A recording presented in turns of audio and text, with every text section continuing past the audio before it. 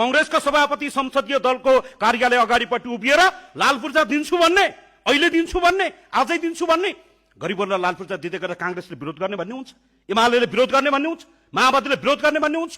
अहिले मानिसहरूले बजारमा यसो कतै कता हुइया फैलाएको देख्छु। कांग्रेस यो राष्ट्रसभाको सभापतिले त छाती थाप्छु भन्नुहुन्थ्यो, खगेन्द्र सुनाले बाँके 3 नम्बर क्षेत्रमा छाती थाप्छु भन्थे, कहाँ गयो भनेका छन्।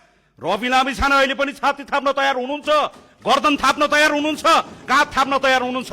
तपाईले ठेक्का लिनु भएको थियो, हामी यो समुदायको जिम्मा लिन आएका हौं। त्यसैले गर्दा यो यहाँका गरिबहरूको त्यो लाल पूर्जाप्रतिको अधिकारलाई यसरी हन नगरियोस्। मेरो कुरा टुङ्गाउँदै गर्दा सरकारले आफ्नो वाचा पत्रमा धेरै ठाउँमा लेखेको छ, स्पष्ट रूपमा लेखेको छ, दिन्छु भनेको छ, दिने तयारी पनि गरेको छ। तर यसलाई कहीँ कतै राजनीति गरेर फेरि त्यो मौलिक हकमा उल्लेख गरिएका ती नेपाली जनताका, भूमिहीनका, सुकुम्बासीका ती अधिकारलाई फेरि कहीँ कतैबाट गुमराह। राष्ट्रिय स्वतन्त्र पार्टीलाई, यहाँका भूमिहीन, दलित, गरिबहरूलाई यो कुरा स्वीकार्य छैन। म यो कुरा तपाईको बीचमा राख्न चाहन्छु।